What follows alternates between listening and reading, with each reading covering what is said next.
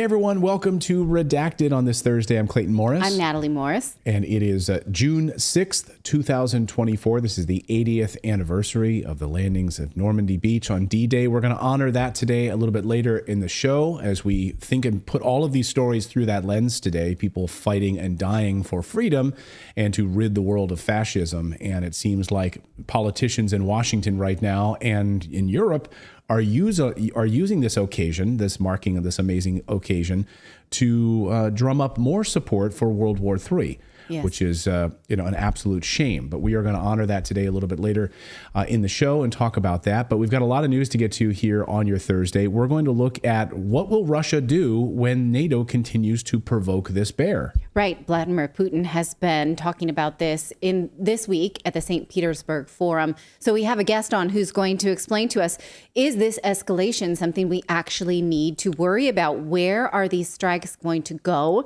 Is this going to be NATO escalation? So that's coming up. Yeah, we're also going to talk about America's darkest secret, which is something we've been covering here on this show quite extensively, but we're going to look at it in a deep light today and why the mainstream media, why frankly independent media is basically ignoring this story. We are going to dive deep into this story tonight on the show.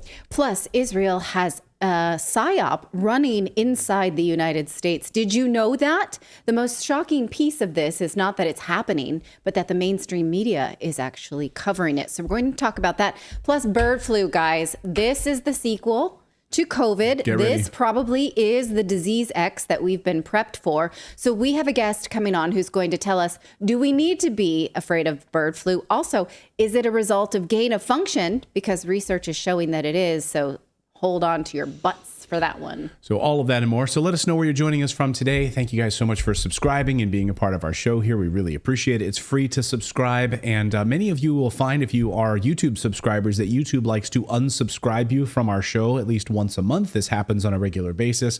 So please hit that subscribe button. If you're not already subscribed, you can actually turn on a little bell notification so you can be notified when we are live. Yes, that's true. And also on Rumble, please subscribe to us there. Again, totally free to subscribe, but YouTube likes to unsubscribe you because they want you to watch mainstream media. So they'll probably tell you to, sign up for CNN or something. Or something. Yeah. Well, we're going to talk about Russia, whether or not this means nuclear war, which would be fatal for all of us. But first, we want to tell you about our friends over at Lear Capital, because, of course, inflation numbers are bad. They seem to be getting worse. The new jobs numbers came in showing that people are working, so it should be all right, except the people that are working, the new jobs created, were all for immigrants, not native-born Americans. So okay, that doesn't feel awesome. And how do you save your money for a rainy day? Well, you know the saying, savers are losers, because the US dollar continues to be devalued. But you know what's not is precious metals. That's why our friends over at Lear can teach you how to invest in precious metals, be that gold or silver, which are doing just fine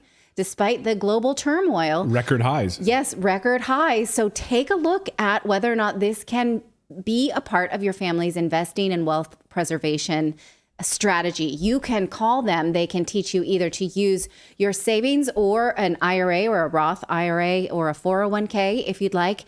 This is just something that you and your family can sit down and say, I'm going to look into this. It's time. So give them a call at 800-613-3557 or head on over to LearRedacted.com and you'll receive up to $15,000 in free bonus metals with a qualified purchase. So one more time, that's 1-800-613-3557 or go to LearRedacted.com. Well, NATO may be a few short steps away from a war with Russia. It certainly seems like that's what they want. Overnight, Russian President Putin asked Joe Biden to stop sending weapons to Ukraine. Putin also announced that Russia has the right to start supplying weapons to other countries and regions where the attacks will be carried out on sensitive targets in countries like Ukraine, countries where the U.S. may have illegal bases. Perhaps Syria comes to mind. Is this a descent into full-on war, or is it a possibility of nuclear war? Well, our next guest says that if Russia is attacked, they will respond with a massively destructive attack on Kiev, and he lines out the sequence of events. Gilbert Doctorow is the author of many books on Russia-U.S. relations, has been warning about this for decades. Thank you for joining us today. Thanks for the invitation. So, you, in your most recent Substack, you lay out what you think will be Russia's response, and it goes something like this: Kiev, Poland, then military factories and bases in Germany, the UK, and France. And then in the end, spoiler alert, you say, but the US will not come to their aid and honor its Article 5 obligation under the NATO treaty. So the US then is sort of escalating with no intent to actually show up, which is so interesting. Can you talk to this?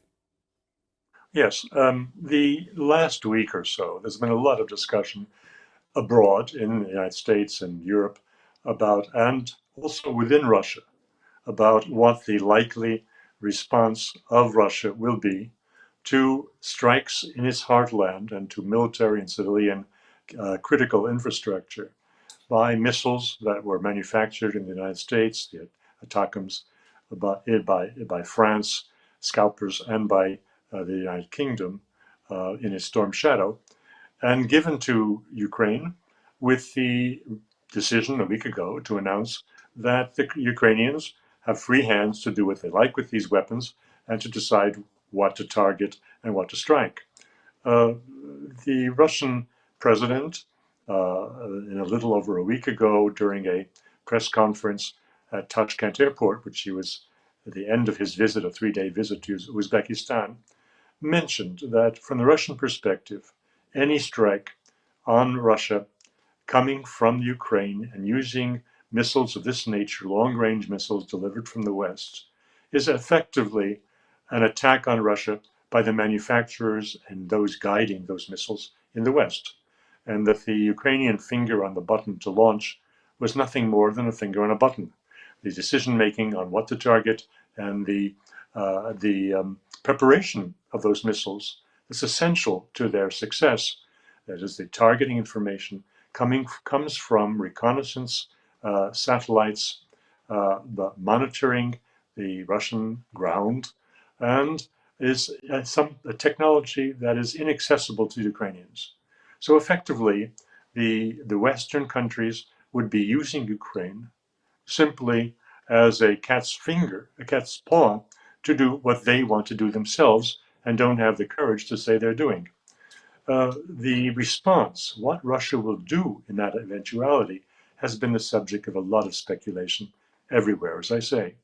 Within Russia, the talk shows in which some very responsible and well-known personalities appear. I mean, by personalities, I mean experts who are members of the Duma and who do have decision-making responsibility or in the country. They have come out and they've made their remarks, and I will summarize that in a moment. But the point is that there's a lot of pressure on President Putin to be more explicit. What does he mean by response? And who will be targeted? The reason why he's coming under this pressure is the realization by Russian officials that that the warnings from Russia of what it may or may not do in response to this or that when its red lines are crossed have been misconstrued as bluffing in the West. That Russia has let the United States and other NATO allies cross various red lines without paying a price. So why should Russia demand a price now? And there has been, going back 6 months ago or more, some political scientists who have great renown within Russia and also are quite well known abroad, like Karaganov, were saying that to be credible, Russia, in its threats to respond, Russia should do something demonstrative that catches everyone's attention and leaves no possibility for misunderstanding its determination to defend its sovereignty. What Karaganov was recommending, and which created an outrage in Washington, D.C., and also even among some of his fellow politicians and experts in Russia, he was saying, let's use technical nuclear weapons and make a strike and demonstrate that we have the power and are ready to use the power to defend ourselves. Well, that fell by the wayside. But in the last few days, the other Russians who were quite responsible and Dmitry Tranian, for example, who was always a voice of reason, have come out also pressuring the Kremlin to be more decisive and to be more explicit about its intentions.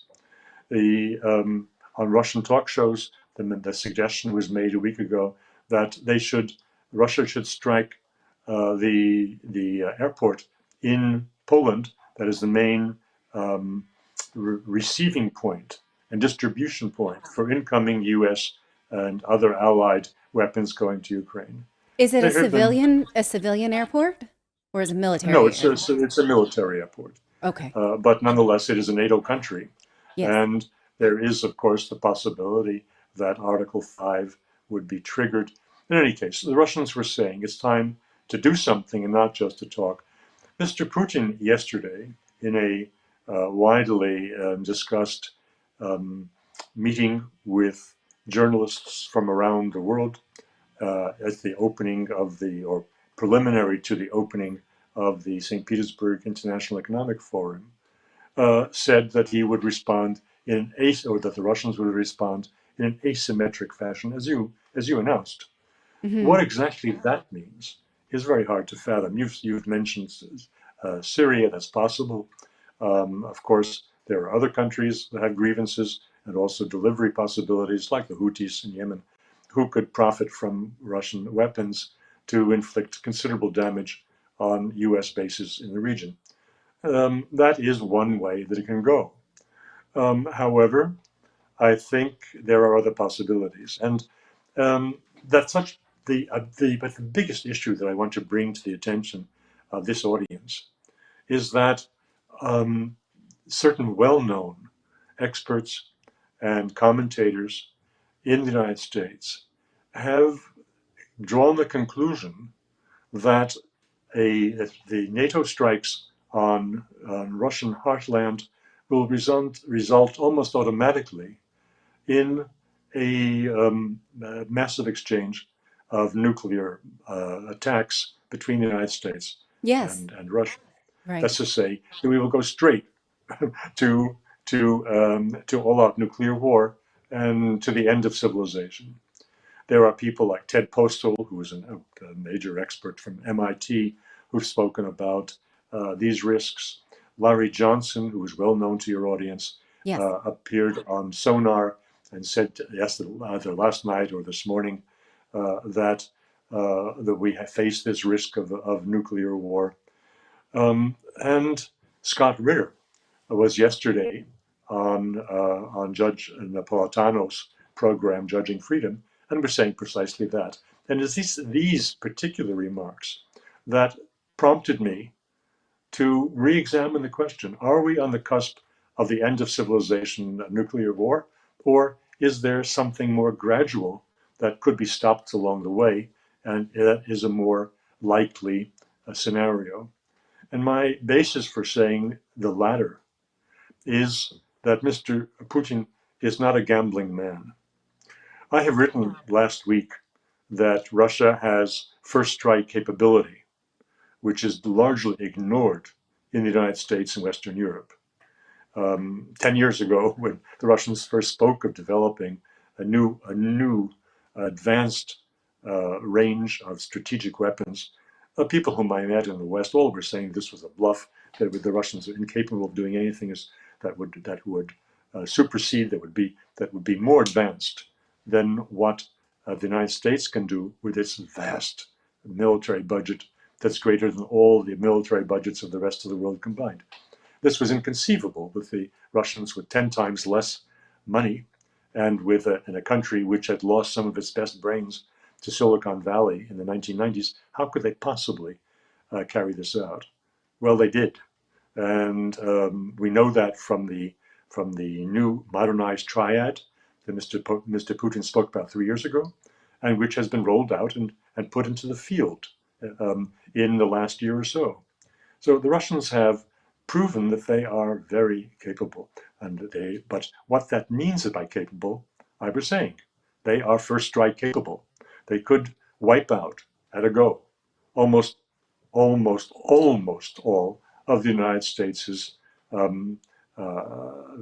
nuclear force, and swept away a large part of the map in the continental United States.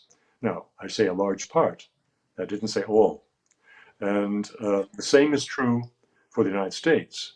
The United States, on a first strike, could eliminate a very large part of Russia's land base, particularly, I stress land based, because this is mutually the same. What the Russians would not remove from the States would be the nuclear submarines and so on. So both sides have the possibility of a first strike that would be devastating, but would not eliminate the possibility of some kind of retaliation that could cost tens or 20 million lives on their country. So Mr. Putin is not a gambling man. So what would he Well, do? can I ask you about that then? Because what you're saying is that he is facing criticisms for bluffing from even his own allies. But if we look at it from the other side, does it then seem like the United States is also bluffing, but sort of asking its friends to escalate, meaning European countries, on its behalf with no intention of standing behind them? Yes, but I wouldn't use the word bluffing Okay. because I don't think anybody in Washington will admit what we're talking about.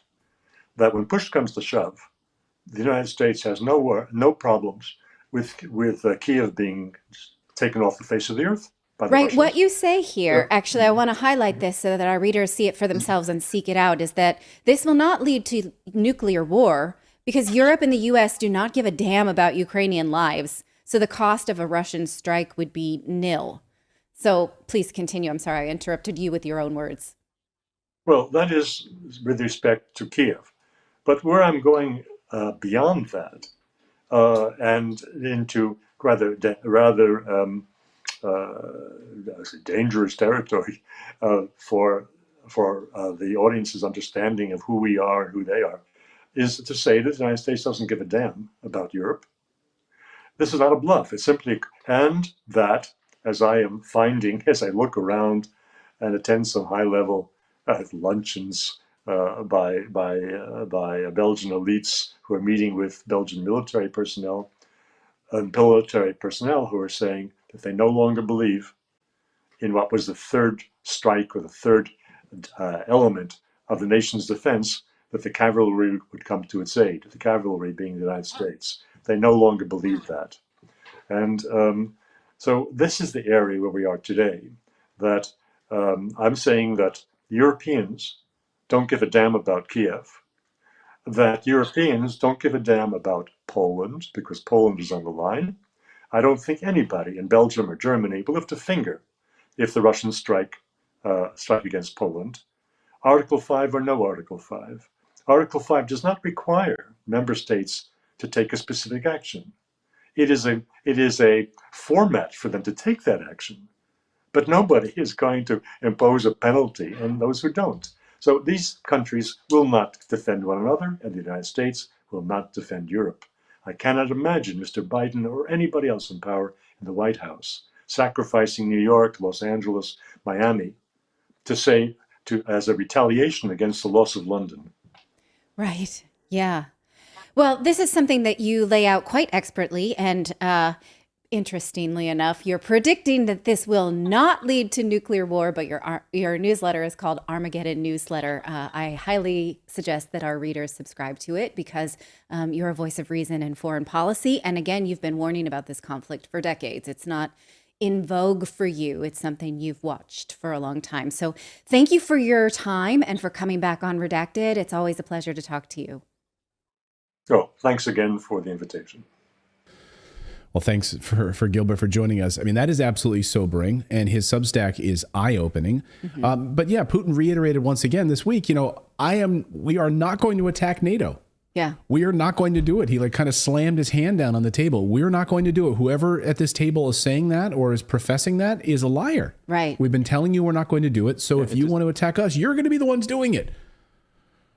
It just reminds me of that meme with the stick figure that's got like the Raytheon and Boeing and all that, and it's poking us, like poking Russia with a stick, going, "Come on, do a war, do a war, do a war." Do a war. Exactly. Yeah, that's exactly right. They're trying to provoke them. Right. Well, regular people don't want war. It's just seemingly the Western leaders who are warmongers. Yeah. Coming up here on the show, we're going to talk with J.J. Carroll, former Customs and Border Protection agent for 24 years, a supervisor there. He's doing a brand new documentary, and what he has just uncovered, I believe, is America's darkest secret. And it's not just illegal immigration. We know that. It's much worse than that.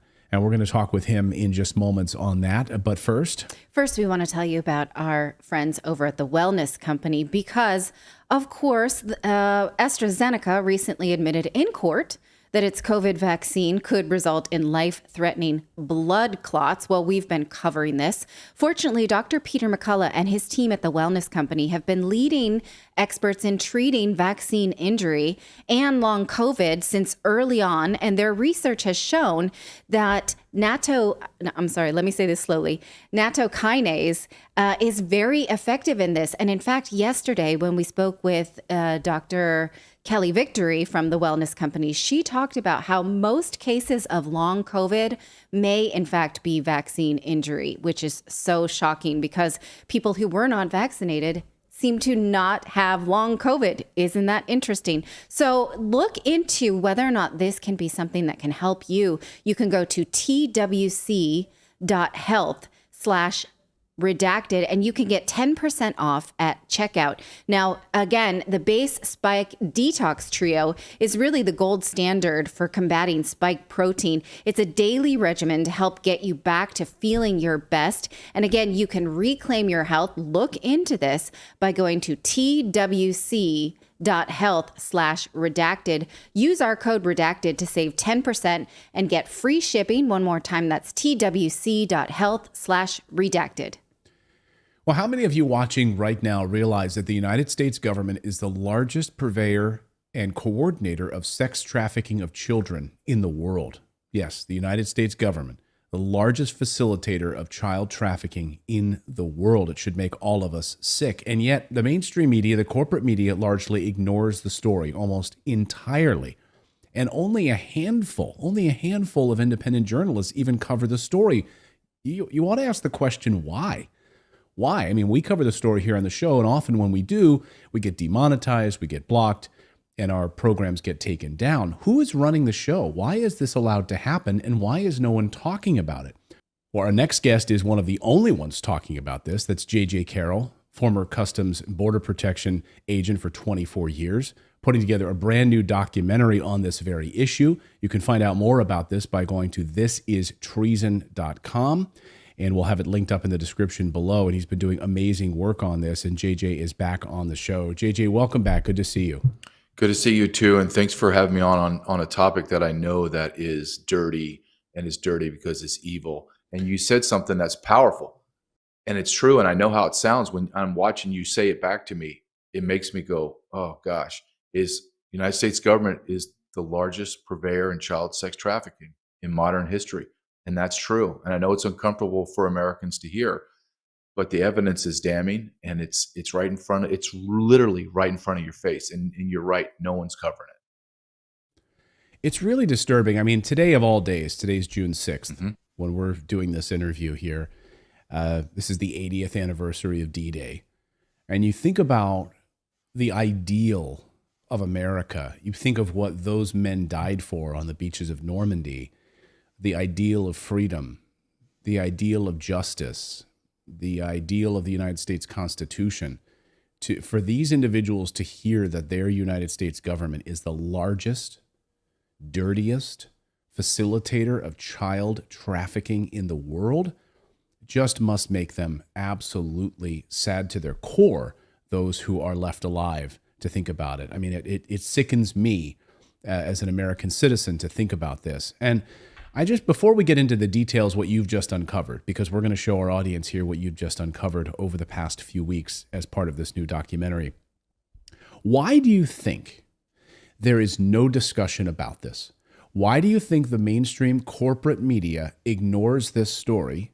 Why do you think even independent journalists some of our contemporaries ignore this story completely? Is it because they've sort of compartmentalized part of this story? They can cover the illegal immigration at the border. Fox News can cover that as much as they want. But then when it comes to this piece of the story, they ignore it. Why do you think that is? I think that's part of the machine where they don't want to show the Biden administration a bad light in any way. I think they're complicit. And I also think it's so dirty. When you start talking about women being raped, men murdering each other, all that atrocities, those are horrible. But when you start talking, at least for me, when you start talking about the sexual brutalization, trafficking children across state lines, it's so dirty. It makes people so uneasy and so uncomfortable that nobody wants to talk about it. Look, I as law enforcement of 24 years. I come back from these trips on filming, but this one took me a couple of days just to decompress, because what I'm seeing, the enormity, the scale at what our government has created. There's almost 150 to 200 of these child sex trafficking detention facilities in Texas. There's almost 400 across the nation. So there's an infrastructure built. And I'm talking facilities that hold tens of children and facilities that hold thousands of children. I mean, when you look at the enormity, the numbers, 140,000 unaccompanied alien children, those are children that cross the border as young as infants to 17 years old. Just last year, we're on pace to hit that number again this year or surpass it, because we still have another 5-6 months of data that goes into 2024. This problem is so enormous. It is so sick and perverse that it sometimes, I really believe America just doesn't want to know. But I'm not going to, we talked about this before. I'm not going to sit back and worry about getting demonetized or hurt or called vile names. This is happening. Look, I'm not looking at facilities and going, well, I surmise this is happening. No, I'm looking at data and I'm talking to people that worked inside these facilities for years. And they're telling me firsthand, JG, this is what's happening. It's grotesque. So let's talk about some of the facilities you visited. So you mentioned 400 across the United States, 400 different facilities, and they range in size. You mentioned tens to thousands of children. A couple of months ago here on the show, we broke the story and showed one of these former Walmart facilities where thousands of children were being trafficked through. The individual who broke the story then had threats against his life for sharing this information. They don't want this information out there.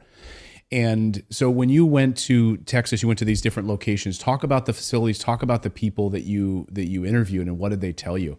Well, when I went into Texas, we went to see three. One was kind of in an industrial area. It probably held tens, if not 100. But they had like 7, 8, 10 vans, white vans. They all used the white vans. But the two that struck me that were just unbelievable. One was in Carrizo Springs, Texas. So if you're driving the Texas border in this desolate town of about, they say 5,000 or less than 5,000, I think they're counting cows and cattle. There's not 5,000 people living. There's one gas station. And if I didn't have someone taking me to Carrizo Springs child detention facility, I would drive right by it. It's a dirt road. You get off the paved road, you go on a dirt road, and you go about a half a mile north, and all of a sudden, there's this giant, it looks like a FEMA camp in one of the Hollywood movies. There's guard shacks, there's razor wire, there's parking lot for 600 cars. I can't tell you the depth of it because I can't get anywhere near it, like drive in to see the depth.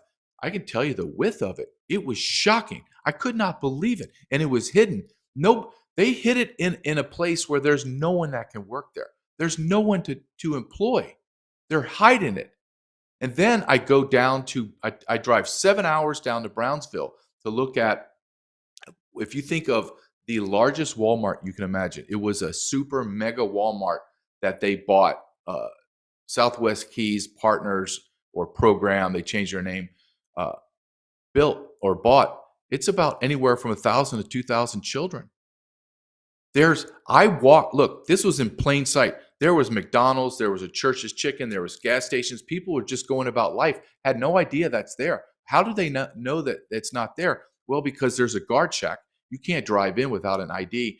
I got close to the perimeter, which was basically the parking lot of the gas station that doesn't belong to the detention facility. I'm talking about just regular Americana. All of a sudden, there were golf carts with security guards everywhere. And my question immediately, out of nowhere, all They of a came out of sudden, nowhere. yeah, they're there and they're making sure we don't cross into the parking lot. And my first instinct was, as a law enforcement guy, what the hell are you hiding back there? What's going on behind those closed doors? And I asked one of my guys, and I said, that been in there, I said, explain to me what the hell's going on in there. And he goes, he said, it's just terrible. And I said, okay, well, what's terrible? And he goes, I said, okay, let's break it down. Is there child molestations and rapes going on in these facilities? And he goes on to proceed to tell me yes, but for about 15 to 20 seconds of trying to explain what it is, he finally stops and says, I'm not talking about this. It takes me a long time to get over this, and it's a horrible thought in my brain and my mind. I don't want to talk about it anymore. And I said, okay. And this is why, yeah, and this is why people don't want to talk about it. This is why the mainstream media will do wall-to-wall coverage of people pouring across the southern border, violent criminals, MS-13 gangs, etc. But they won't cover this part of the story because it's incredibly difficult. But it's now, because no one's talking about it, we've become the largest purveyor of it in the world. Yes. So sexual molestation, all sorts of awful behavior. When these kids are at these facilities, so some people, Democrats would say, oh, see, that's good-hearted. That's great. This is like stuff that Obama built. Like, these are places to hold these children. But what's actually happening? Where are these children then being taken? Well, that's a great question. I asked my source, and I knew from other people I spoke to, they have no idea. They're taking them all over the nation, dropping them off. Listen, he told me this. He goes, listen, we had a problem for a while, and it's still continuing, because he was explaining to me what it looked like under Donald Trump. Under Donald Trump, we didn't have any of this mass children. He said, so it was very structured, very organized, very regulated. Everyone knew where everyone was going, and there was a reason for everything. He said, under Biden, no one knows. It's absolute, utter chaos. And I said, okay, but give me an example. He goes, we were delivering children to the wrong people. And those people were not saying anything to us. So imagine this. I'm a Mexican family. I want my 10-year-old son delivered to me in Vermont. I fly to Vermont to give him a 10-year-old son, but it's not a 10-year-old son. It's a 3-year-old girl from Nigeria. And I take her. And then the Nigerian family gets a 10-year-old Mexican boy. If you believe that, you're a moron. What that is that you are taking these children and giving them to sex traffickers. They don't care. They ordered a boy or a Mexican boy, and this one ordered a Nigerian girl. At the end of the day, they don't care. They have a product now they can push out and pimp. You don't want to hear that, and when people, it's true. And when people are watching, they're saying, why would they do this? Well, what people don't understand is you always have to follow the money, right? Did your sources talk to you about the money? I mean, this is a massively profitable, right? Multi-billion-dollar a year industry. The cost of a child for these people, these perverts to use, can be upwards of $30,000 or even more, right? They're paying them for this. And as President Trump said in that Fox and Friends interview, most of these children end up dead. Yeah, I mean, you mentioned that Fox interview. I had to rewind it twice because at first he kind of said it and was overtalked. Then he said it again. I was like, wait a minute, let me get this, make sure I have this in the context, because when I report on it. So Fox and Friends was giving Donald Trump the numbers: 137, 140,000 unaccompanied alien children last year. This year is at almost 50,000. It's going up. And Donald Trump said, yeah, a lot of them are dead. And then he said it again. He goes, yes, a lot of them are already dead. So I have to assume that man is getting briefed on intelligence and data that I am not privy to. So, but again, so we're talking about child sex trafficking, and then a lot. What is a lot? A lot of them are dead. What in the hell is going on, Clayton? And you're right, the money is exorbitant. So I talk to guys that are involved in child sex trafficking, like the anti side of it, trying to track kids down and stuff. The reason why these kids are so profitable if I push over a kilo of Coke and I cut it with fentanyl, I sell it one time. Once I digest it, it's over. Well, with children, I can pimp them out 5 to 10 times a day. So my product is earning me money 5 to 10 times a day. Look at what we've become as a nation. This is, Clayton, just so your audience has an idea of the number, 600,000 plus under Joe Biden have been arrested, released. People don't know where they are. I asked my source and several other sources, when you release them, does anybody follow up? Is there any connectability to, like, okay, we gave it to the right person? He said, no. I said, okay, well, under congressional oath, Javier Becerra, Health and Human Services, and the female that runs Office of Refugee Resettlement said under oath, we've lost 85,000. We have no idea. And I said to my source, I believe that number is a lie, 85,000. They lost all of them, haven't they? And he goes, yes, they've lost all of them. That 85,000 is a joke number. How do you lose 600,000 children? That's the city of New Haven. Just disappears. Because it's intentional, right? Yes. You lose them because it's intentional. Absolutely, it's intentional, because I had a very interesting conversation with about two or three men, and I asked them, okay, I said, listen, I want to means test my belief.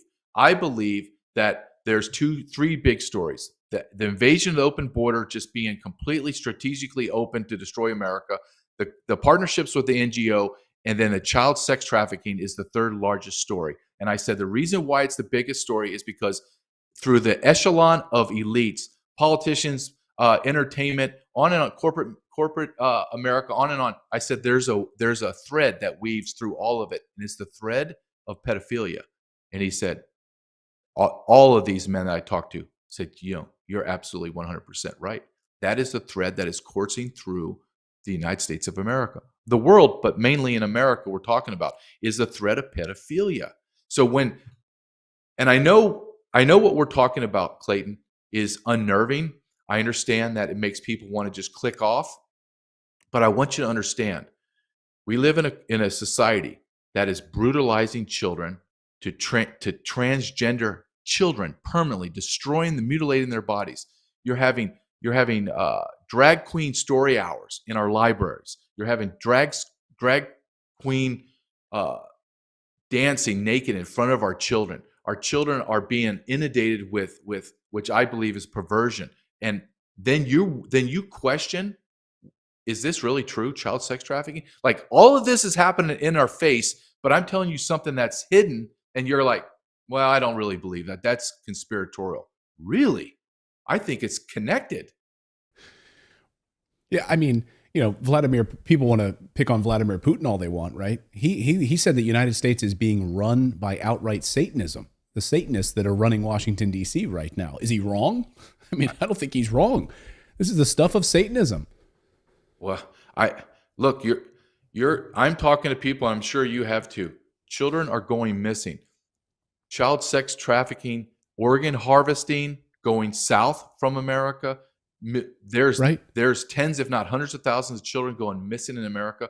Why would you not, if you were the most evil people in the world and you wanted not only to traffic in children sexually, but organs, child sacrifice, what is the best way to get those children? Are the ones that are coming across. No one knows where they are. They just have a sheet of paper, like a notepad, pinned to their shirt saying, I need to go to X, Y, and Z. So I find a couple of them on the street in the middle of nowhere, Texas, where I was.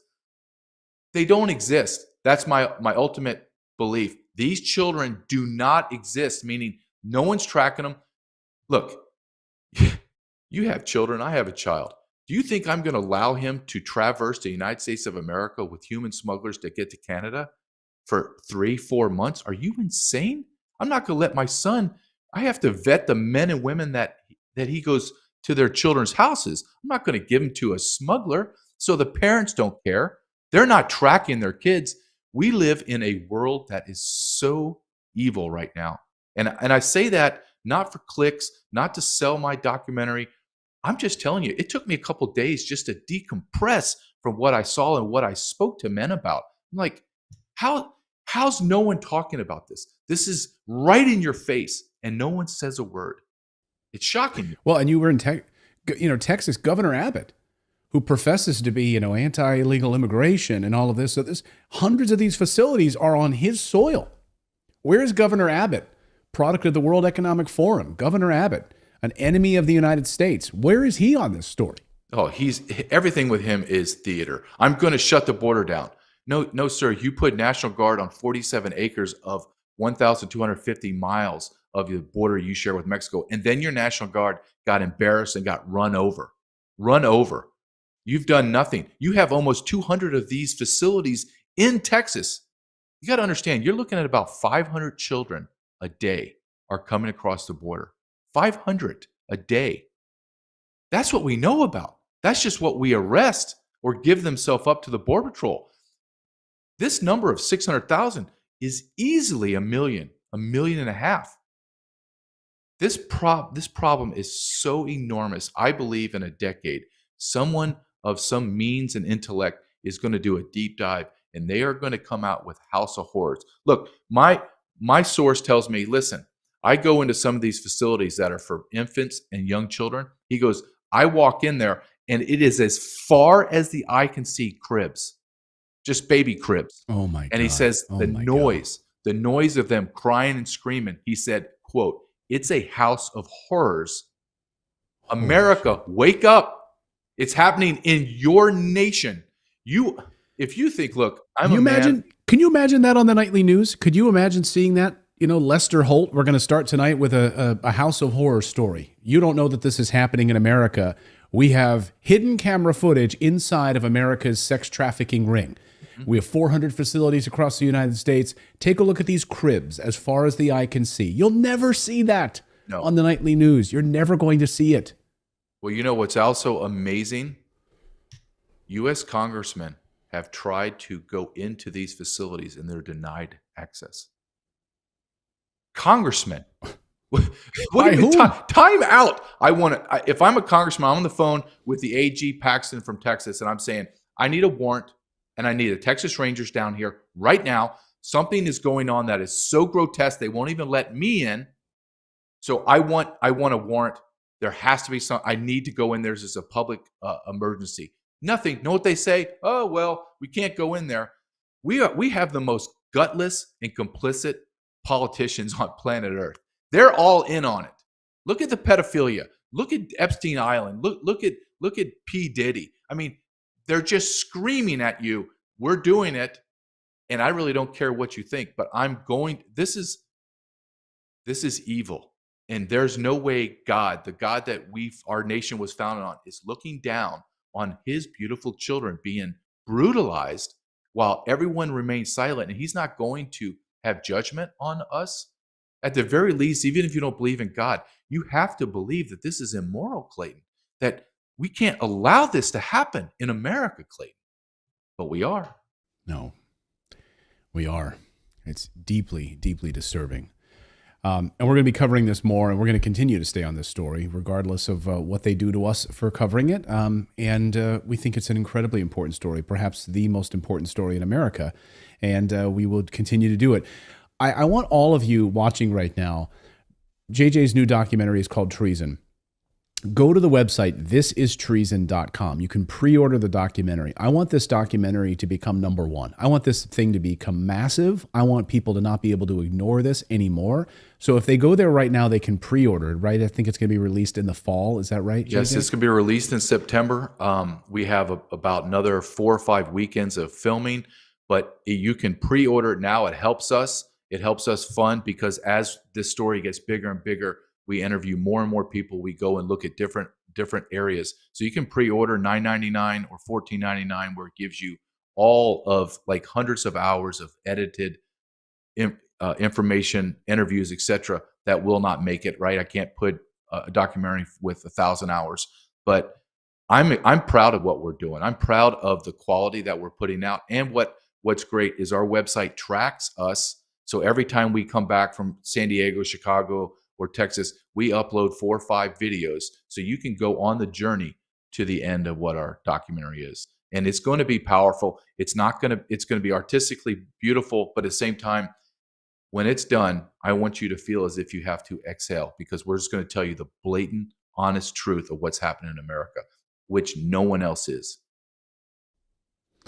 Amen. So the website again is thisistreason.com. It's right here on the screen. Please, guys, go there, pre-order it now.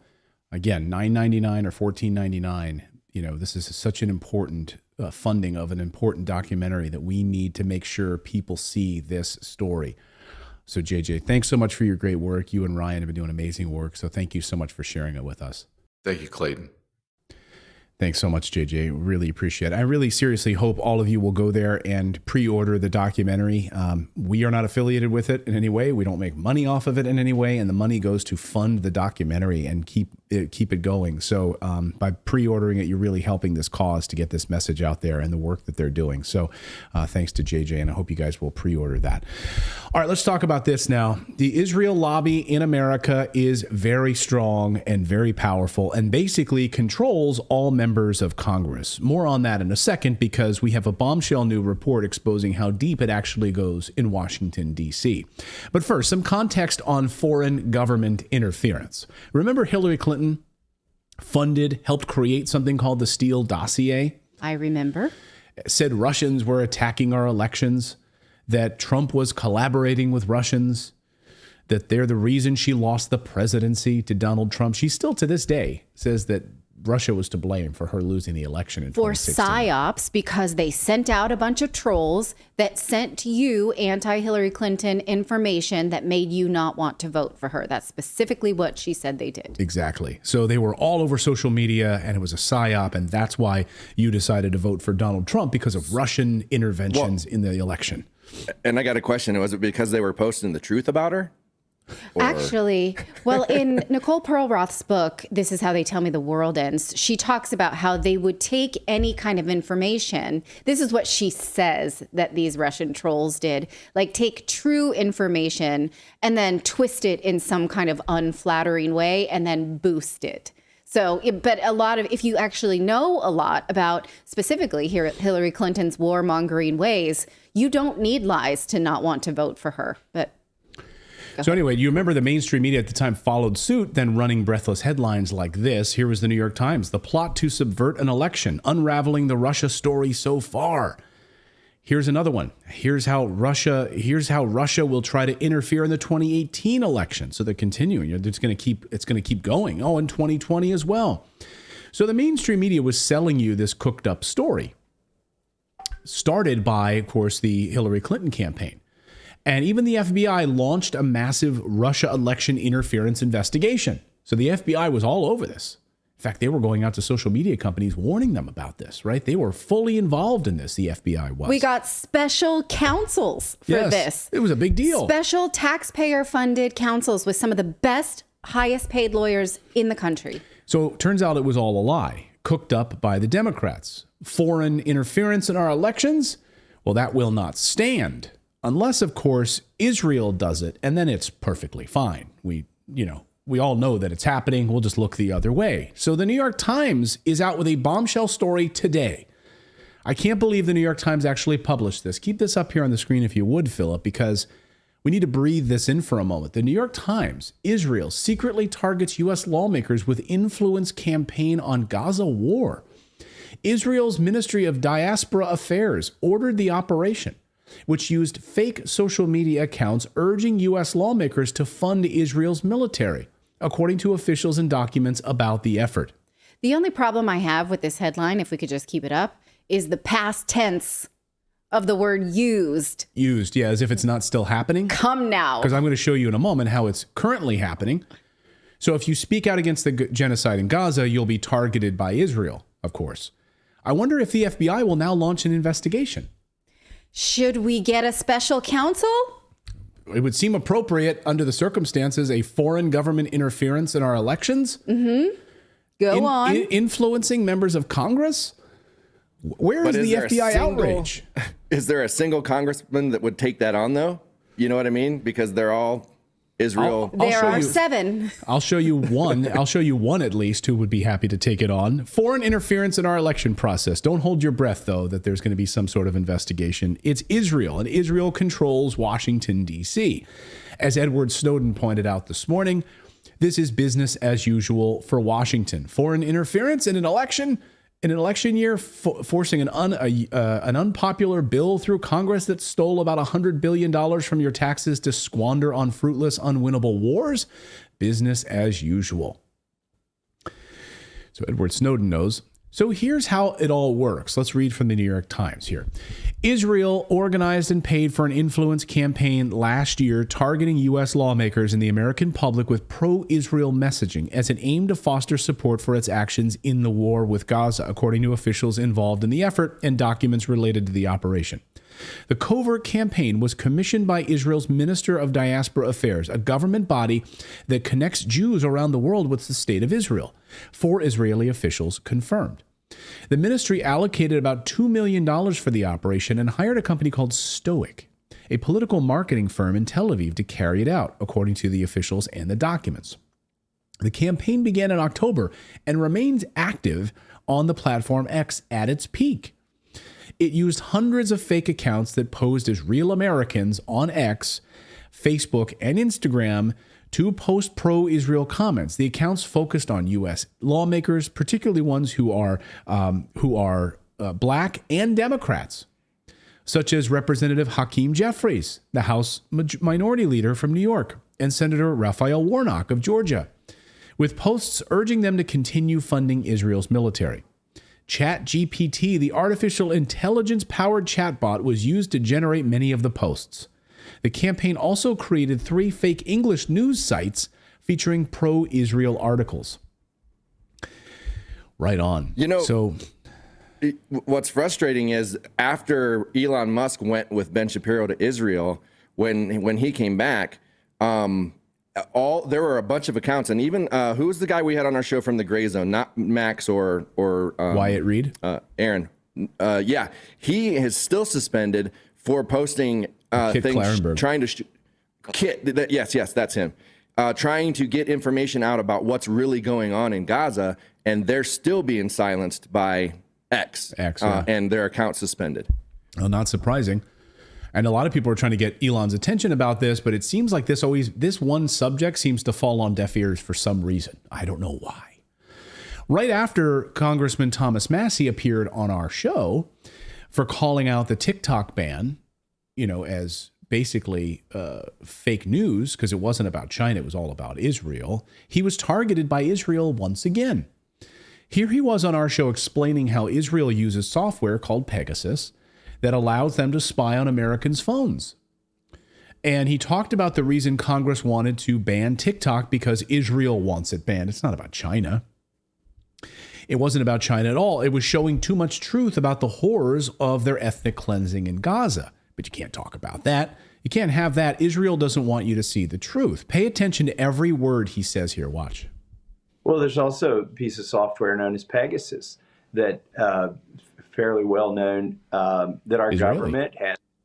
Yeah, Israeli software that's state of the art, can do just about anything on your phone, your camera, your microphone.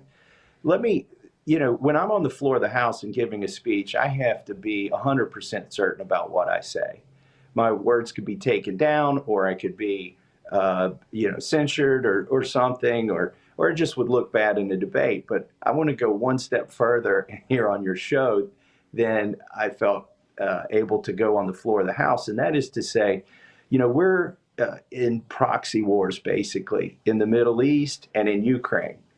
And the U.S. government, the State Department, they want to control the propaganda that our citizens see, because citizens call their legislators. They may say, we don't want to fund that war in the Middle East. We don't want to fund that war in Ukraine. If you can control what the constituents know about what's going on, for instance, in the war between Israel and Hamas, or in the war between Ukraine and Russia, or even in Yemen, then you can control public sentiment. And I suspect very strongly very strongly, I suspect, that our State Department saw this as a threat to the narrative that they want to spoon feed the American people. They used, the populist threat of China, and I'm not saying that China is not a threat. I said in my speech, we're wearing suits made in China. We're driving cars with chips that were made in China. We're using phones that are made in China. They're buying our farmland. I'm not saying there is no threat from China, but what they're doing is they're not really addressing any of the threat from China. They're using that as the boogeyman to basically shut down one of the apps where they can't control the algorithms. That to me stood out. Do you think that really we could point to the Israel connection here as a major piece of this? Well, Clayton, as you know, I'm joining you from the GOP retreat here in West Virginia at the Greenbrier. And our lunchtime speaker is the ambassador from Israel. So, every Republican member of the Congress is going to hear an hour-long speech from the ambassador from Israel here at this retreat, and that's our guest speaker. So that's another way to control the narrative. Is we're not going to have a Palestinian guest speaker or Lebanese guest speaker, and they don't want it on TikTok now. How do we templatize a guy like him? I don't know. So that it's like, this is the blueprint of what a congressperson or a senator should be right here. He and Rand Paul. I mean, honestly. Yeah, both from Kentucky. Yeah. Coincidentally. So when the Israel lobby went after Massey hard, as you can imagine, you're not allowed to speak like that. You can't tell the truth like Massey does. You really can't. So Israel spent hundreds of thousands of dollars to try to get him to lose his primary election in Kentucky, the largest pro-Israel lobbying group. The American Israel Public Affairs Committee spent over $400,000 smearing me, he tweeted, this election cycle. Who has the obsession? He asked. So, and this was back in November. Why does Israel historically, here's another tweet, get historically more foreign aid than any other country? Not because they have the most aggressive lobbyists working for them. I voted not to send... he said, because they have the most aggressive lobbyists working for them. I voted not to send another $14 billion overseas. So now they're running ads on radio, television, and Facebook against me. I won't vote to give them your money. But then let's follow that trail. So if we are giving Israel money, which we are, of American taxpayer dollars, they are then using that to run psyops on us. So we're paying to run psyops on ourselves. Isn't that awesome? Aren't you so glad you went to work today so you could pay your taxes so that Israel can influence you with a psyop? And put together ads like this. This is one of the ads. I cut out the beginning part of it because they said a lot of non-truths that I don't want this to get our channel demonetized or problems because they've now been debunked. You can go seek the full video if you want to watch the full ads about babies and other stuff that they talk about in this ad, which has now been debunked. But anyway, here's the part where they it's all about Thomas Massey. So watch the rest of this. Every Republican voted to stand with Israel. Every Republican except for one. Kentucky's Tom Massey. On Israel, Tom Massey votes with AOC, Tlaib, and Omar over and over. It's a disgrace. Call Tom Massey. Tell him it's time to stand with Israel. Yeah, well, it didn't work out. The people of Kentucky voted overwhelmingly for Massey instead of Israel. They gave a big middle finger to Israel and the Israeli lobby. I'm so confused Stay out of by our that elections. ad. They assume that you don't want Kentucky to be first. That's what they're putting on your television. Well, they put a whole bunch of scare tactics up front, saying that like Massey, or basically that that he's basically pro Hamas. Oh, okay. Right, and they're like he support. They came and killed babies and all this stuff. It's like, well, okay, really? And people remember they're sending $14 billion to Israel, which it's probably way more than that if you look at everything. Probably all this money to Ukraine. What did they get during the pandemic? They didn't even get the full stimulus checks they were supposed to get that they were promised. So they can't even, like, what was the total that the American people got during a lockdown? They're pissed off because they're sending all this money over there and they aren't getting anything. They aren't getting any help. They're getting nothing from politicians. You'll recall that aid to Israel was in the COVID pandemic relief packages. And President Trump pushed back and said, take out foreign foreign donations from all COVID bills, please. So at least he was paying attention to that. Yeah. My takeaway is that what we need to do as the American people is just go to war with somebody, and then our government will send us money. We'll actually get some help. We'll just declare war on somebody as the American public. There you go. Yeah, and then we'll get a stimulus check in the mail. So it didn't work. So, Kentucky said, no, we're voting for Massey overwhelmingly. Look at this. And here's his tweet about it. Thomas Massey. APEC claims to have spent over $400,000 against me in this election cycle. APEC claims to have spent over $400,000 against me in this election cycle. These were the results tonight. Look at that. Overwhelming in the Republican primary for Massey. And then here's a tweet by me. I like this one. She says, note the entire GOP. You don't have to sell out to the Israel lobby like a bunch of pathetic traitors to win elections. This is proof. Some of you don't even win by these margins, and you still sell your souls for a lousy 5-figure donation from AIPAC. Enough is enough. If you're bought and paid for by Israel lobby, you need to get primaried. I'll ask you guys watching right now, should all of these politicians who are bought and sold by Israel get primaried, thrown out? Let us know in the comments. I'd love to hear your thoughts on this. I think any of them that are not, American citizen first, America first, American citizens are getting nothing. When was the last time we got it? They're like, okay, we'll give you stimulus, and that was fought over for months and months and months. But it's like Ukraine needs more money. Bring Zelensky over. Boom. Here's $100 billion. But we still get nothing. No, I think a lot of people are like, oh, well, then he's pro-Hamas, which is the dumbest argument. Or they throw out the stupid. You have to be mentally handicapped. You throw out a term like, oh, then he's an anti-Semite. No, he's putting America first. He's not an anti-Semite. Shut the fuck up, you idiot. Oh, or he's pro-Hamas. Shut the hell up. We showed you. Technically, if we're going to be technical, if you're pro-Hamas, you're pro-Israel. So. Right. Well, yeah, they were created by Israel. Yes, Hamas, yes. And they're funded by the United States and armed by the United States. So anyway, he doesn't want money sent to these locations anymore. He wants it here at home, reinvested in the United States, not build. So I think we can all, it's unbelievable that this is like a thought that's out of fashion right now. Yes. He's one of the rarities. And then if he speaks out against it, he gets a freaking ads against him. Right.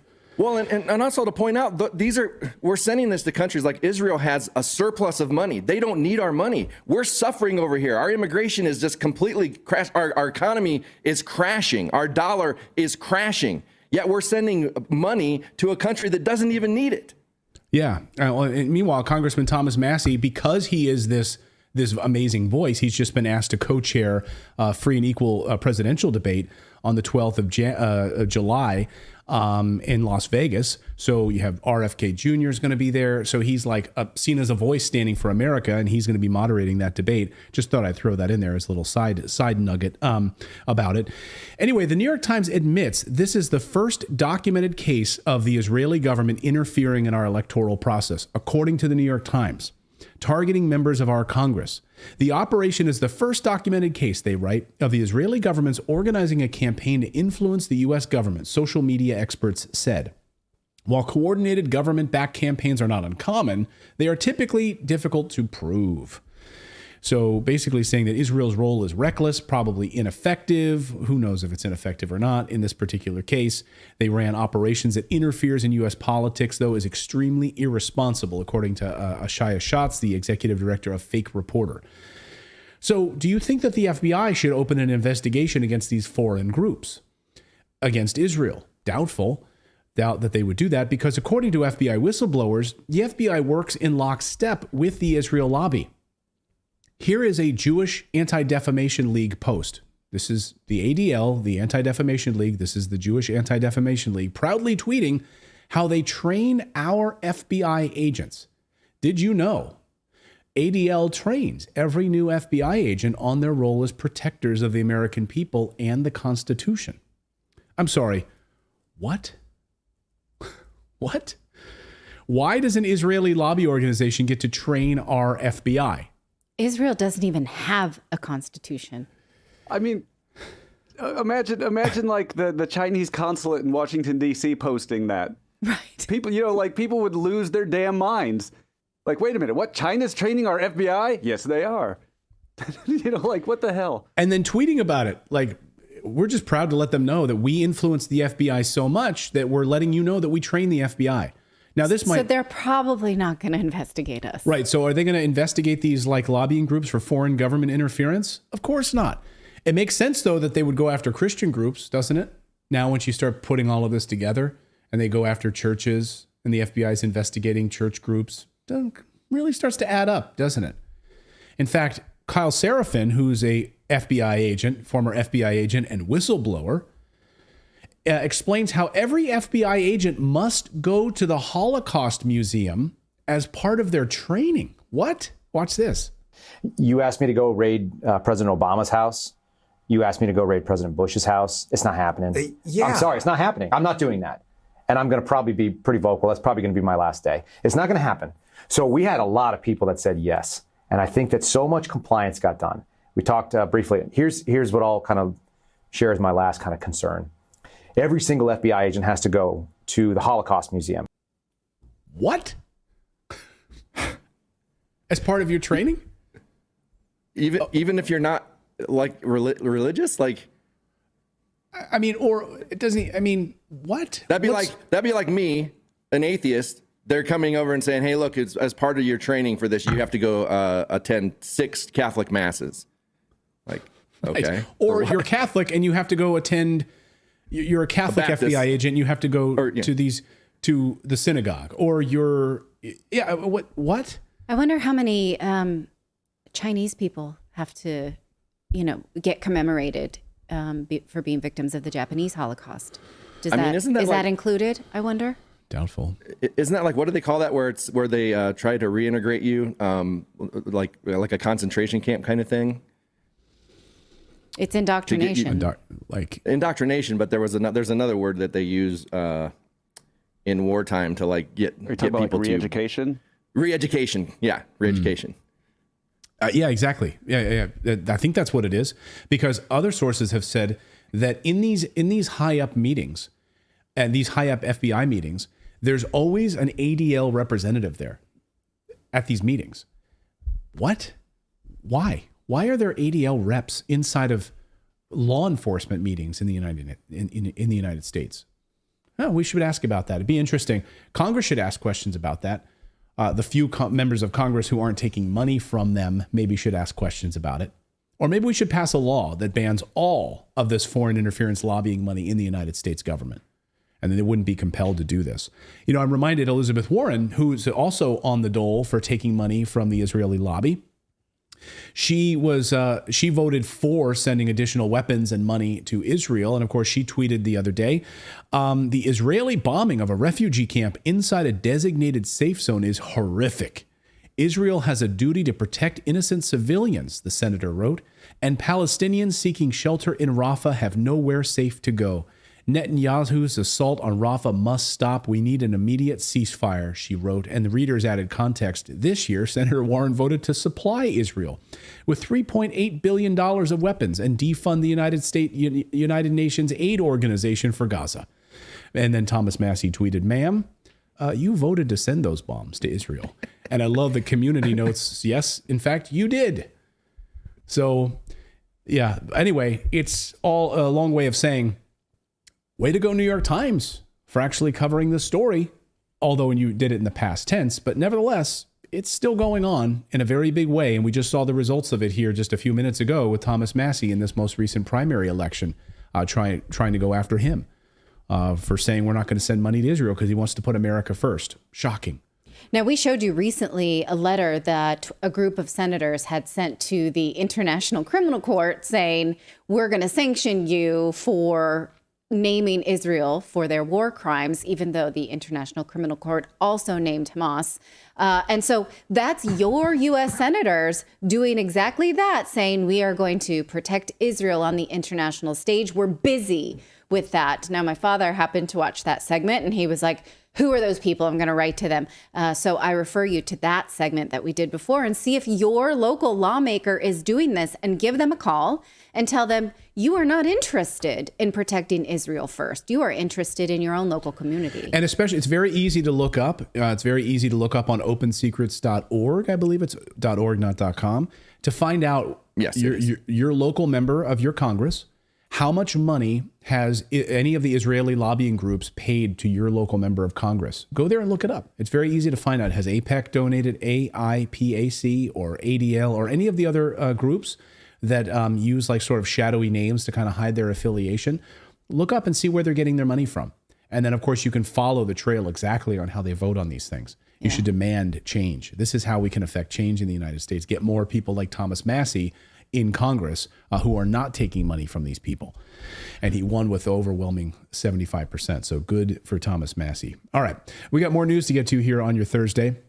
We're going to talk about bird flu coming up, whether or not it is a lab leak that may be more dangerous because of gain of function. We're going to talk about that. We're also going to talk about D-Day because that is today. And it's important to remember what sacrifice people made in the hopes that they were fighting for a more peaceful world. We owe it to them to try. Are we doing that? But first, we want to tell you about our friends over at Shopify, because did you know that this is an e-commerce platform for everybody? It's a global platform that helps you sell whatever it is you'd like to sell at every stage of your business. And in fact, the Redacted store runs on Shopify because it's a fantastic way to just not spend a lot of time and energy thinking about how to make the best e-commerce site. They are very intuitive and they do it for you, and they run the back end as well. So it's super easy and has great service, a great way to put whatever you'd like to put out into the world, whatever your talent is, whether you make jewelry or art, whatever that is. So right now you can go to shopify.com/redacted. And again, they have everything you need to grow your business, from your first sale to your millionth sale, whatever it is. You can sign up for a $1 per month trial period.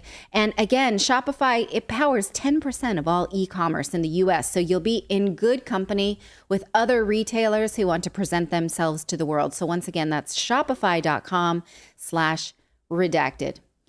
Did bird flu come from a lab leak? Would it shock you if it did? Well, the WHO says that the first person now has died from the current strain of bird flu.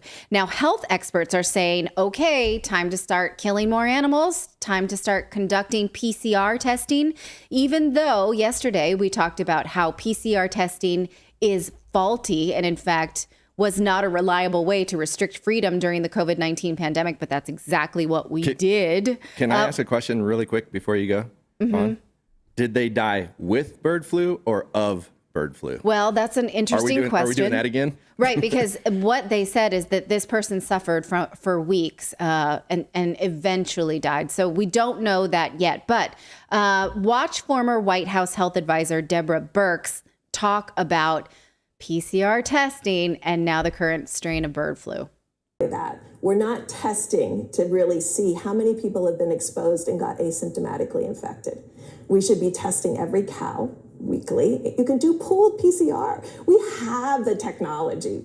The great thing about America is we're incredibly innovative, and we have the ability to have these breakthroughs. We could be pool testing every dairy worker. I do believe that there's undetected cases in humans because we're once again only tracking people with symptoms. When we did that with COVID, the virus spread throughout the Northeast undetected, because it took a long time to get to the vulnerable individuals. But in the meantime, thousands, hundreds of thousands of people were infected with asymptomatic or mild disease and never came to medical attention. We have to switch from symptoms to actually definitive laboratory testing. We have the capacity. Well, our next guest says that this is evidence that the current strain of bird flu may have been a gain of function manipulation that leaked from a lab. Stop me if you think you've heard this one before.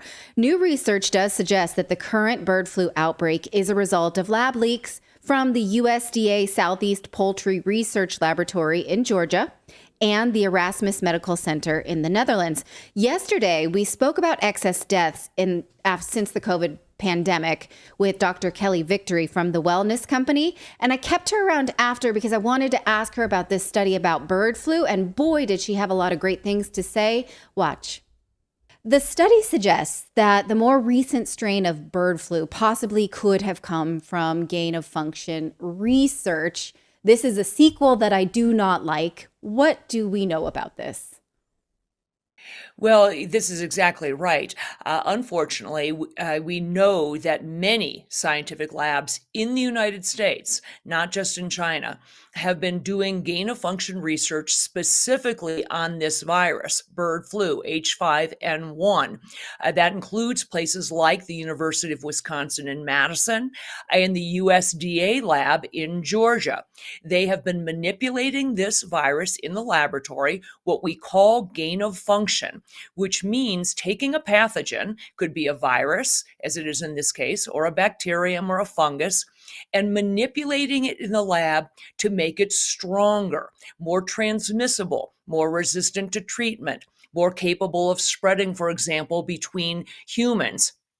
That is what they are doing with this virus, and they've been doing it for many years. We now have some evidence that the recent outbreaks we've seen in these farm workers so far, people who are in direct contact with infected animals, but they are infected with a variant of H5N1, which specifically is the one they are working on in these labs, which leads you to believe that this may be, once again, a lab leak and a virus that was manipulated in the laboratory. Left to its own devices, H5N1 bird flu, which was discovered back in 1996, does not spread significantly between humans. There have only been about 860, I think, cases since 1996 in humans. That's very few. Unfortunately, there's been a relatively high mortality rate in those people.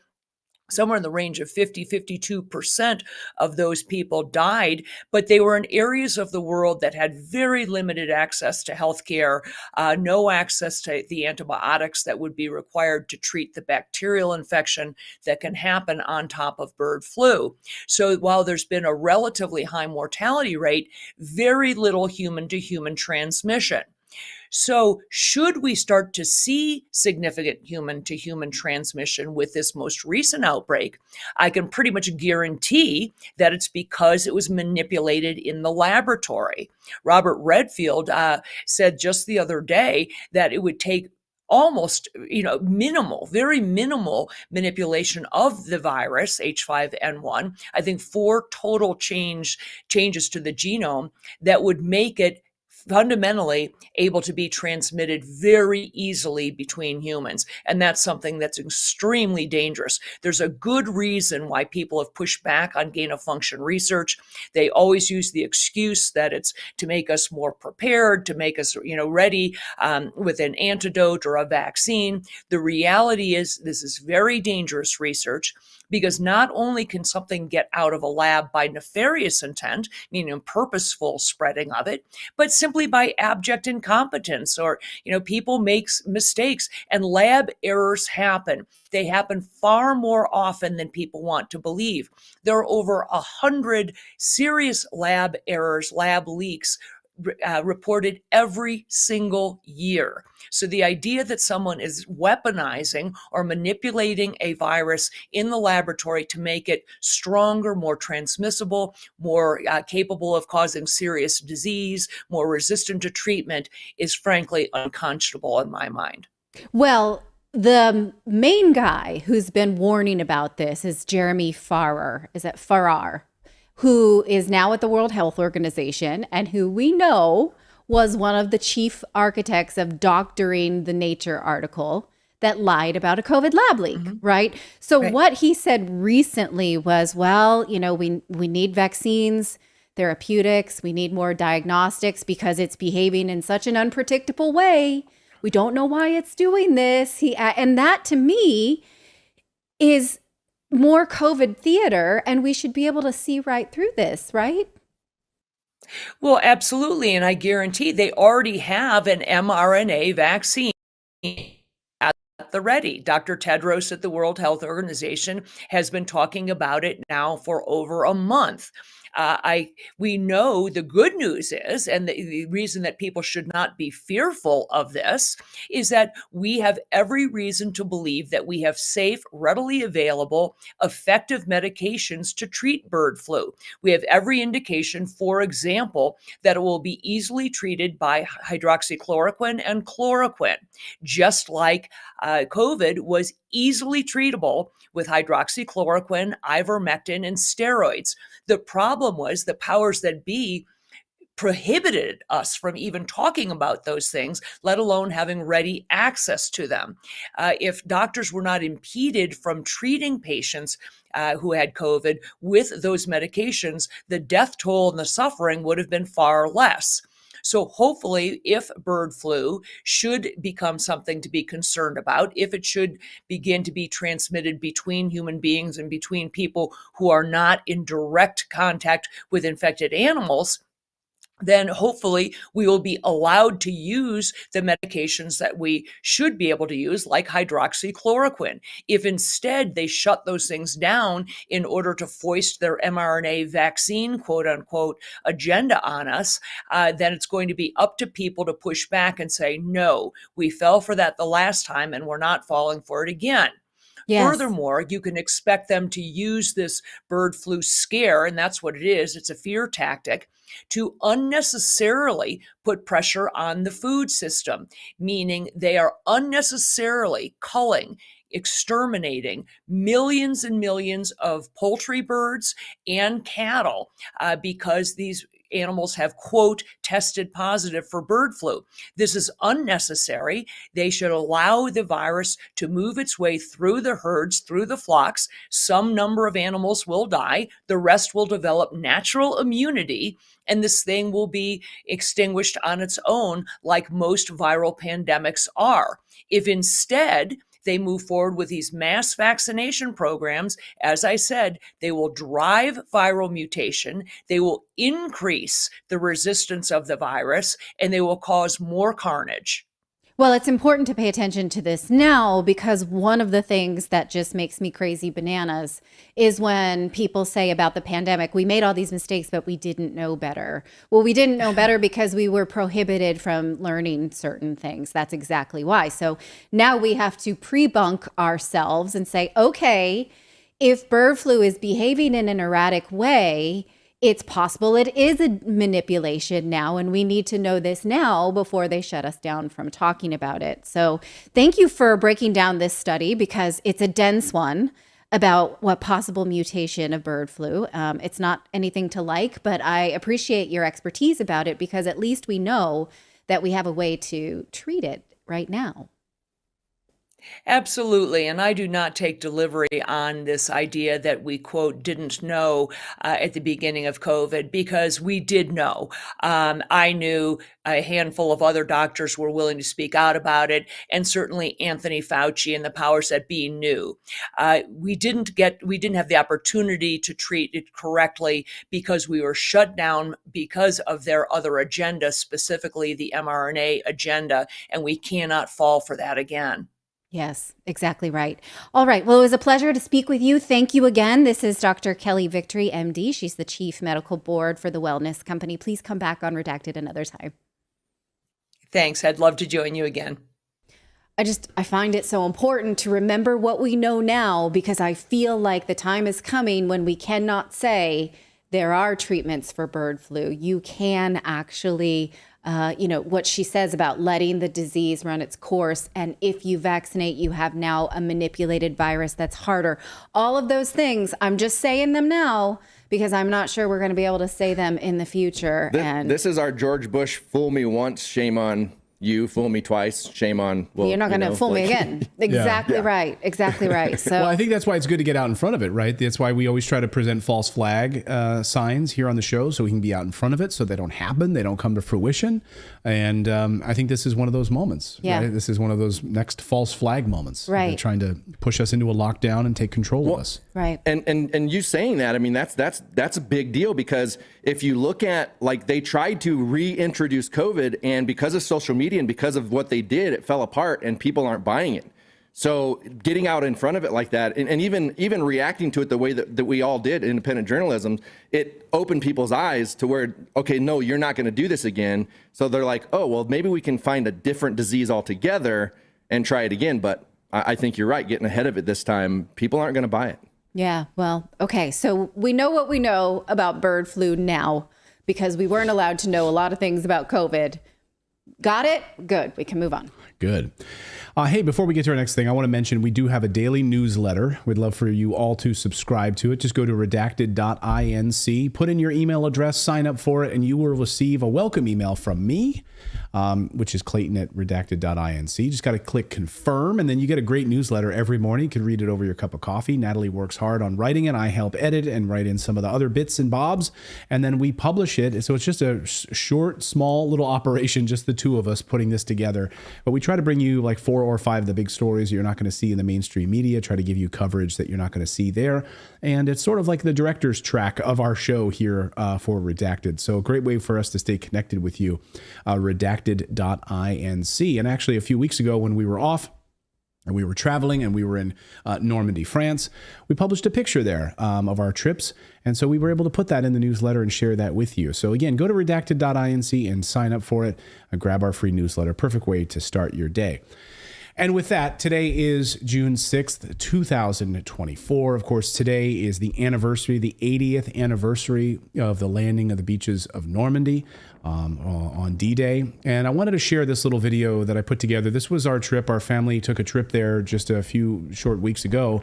And, you know, I wanted to show our kids really and have them understand how important this is. So this is us just walking the beaches of Omaha Beach as they're getting ready for the 80th anniversary celebration, and they're getting the banners up on the city. They were putting up all the different bunting and things like that. And there's still so much passion. I saw videos last night of just standing ovations that lasted, just went on and on and on. There are kids on the beach there. This is Omaha Beach specifically. This is the main landing, the bloodiest part of the beach landings for the American forces.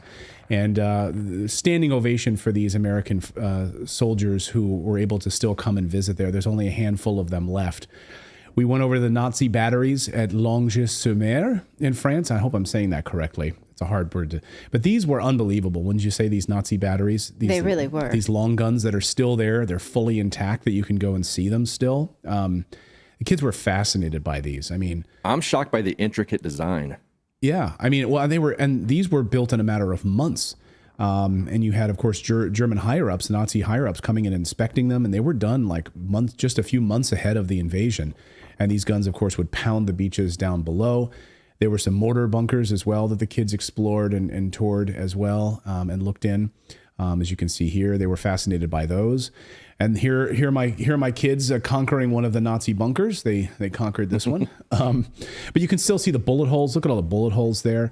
If you have a chance, I guess the reason I'm showing this is, you know, if you have a chance to go, it's an unbelievable experience for your family. And you have such a sense of patriotism when you're there, and to see these museums that are scattered around the different beach areas, whether it's Juno Beach or Omaha Beach or Gold Beach.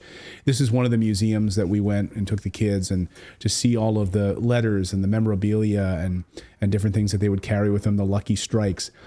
This is Pointe du Hoc. I couldn't wait to go see the cliffs of Pointe du Hoc, which is, of course, an amazing story about the U.S. Army Rangers who scaled these cliffs. Here is the U.S. Army Ranger Memorial at the top of these cliffs. Now imagine, the U.S. Army Rangers were put in charge of scaling these cliffs to get to the top and to take out those Nazi bunkers, one of the most heavily fortified positions along the entire multi-mile coast that they had to conquer. So here I'm flying my drone. Okay, it was super windy, and I flew my drone out from this location to capture this footage here. And I just wanted to kind of zoom around so you get a sense of scale on these cliffs, that these U.S. Army Rangers had to shoot grappling hooks up the side and put whatever ladders they could. They landed their boats here and then try to scale these cliffs to get up the side to get to these Nazi bunkers. And the whole time they're being fired down upon by Nazis, having their ropes cut. They would fall down all the way down and be killed or hurt, and then they'd start right back up again. And they finally got up by late afternoon and were able to conquer this post. This is the point at which the French police yelled at me and had me bring my drone back in. There was no sign saying you couldn't do it, but I did it, and the police said no drones, so I had to bring it back in. This is the bunker right here at Point du Hoc. This is the Nazi gun battery that they first conquered when the Allied forces got up here. You can still see like the bullet holes all through it. It's just an unbelievable place to stand and to think that these Nazis were looking out over a descending force of Allied forces, about to 160,000 people about to land on these beaches and to try to liberate Europe. And I have to say, a lot of the museums paid a lot of respect to what the Soviets, of course, were currently doing in two separate battles at the same time to keep and to occupy German forces, 80,000 of them in different locations. And of course, what they did at Stalingrad. Then we went to the American cemetery, and this was just, oh my God, a whole other level. They have giant monuments there as well that shows all of the different landing zones. And I was explaining to my kids that, the different entry points and the different beaches, and showing where Omaha, Gold, Juneau, all of those beaches, and to just look out at the sea of gravestones, and to think all of these men, gave their lives here on over these course of a few days.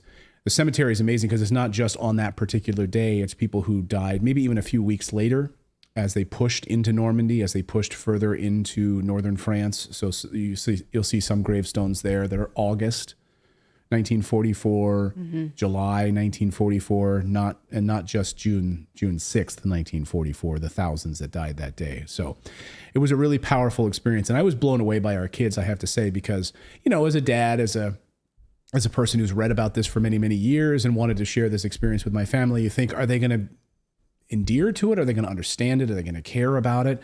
And I have to say, my kids were just, I thought we'd go one day to some of the sites. They wanted to go multiple days, and they couldn't get enough of learning about it and wanting to study it. It was really crazy.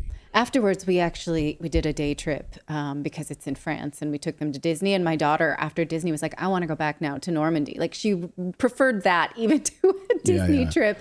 And today they all wore their sweatshirts from D-Day. They were really proud of it. And, it's not our purpose in showing them this was about people are told it doesn't matter who was right or who was wrong, because there were young men in those bunkers who were German and thought they were doing right as well. But people are told something, they believe something, and they're willing to risk their lives for something. And our responsibility then to their sacrifice is to not believe lies, not believe things that lead us into war, and honor everything that we can that leads us towards peace in every day of our lives. And so I was really grateful for that opportunity. It was a bucket list item for Clayton, and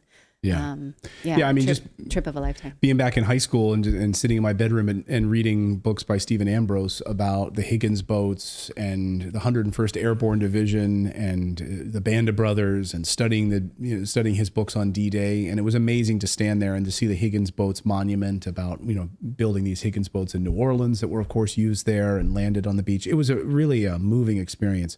And so amazing to see that there's still a handful of veterans left who were able to come there today and be celebrated. And I was amazing video watching this entire theater full of people, tens of thousands of people, standing ovation that just lasted, just went on for minutes and minutes and minutes. They just didn't stop clapping for these veterans who were there in that arena, who were a part of the D-Day landing. So really heartening to see that. And a good reminder. To me, it's a good reminder right now, as we're seeming like we're on the precipice of this all over again right now. So anyway, I just wanted to share that, and wanted to share that all with you. So thank you guys so much for subscribing. Thank you for being a part of our program here at Redacted. We love all of you guys. Thank you guys for being a part of it. And we'll be back here on Monday with another live show at 4 p.m. Eastern time. Have a great weekend, everyone.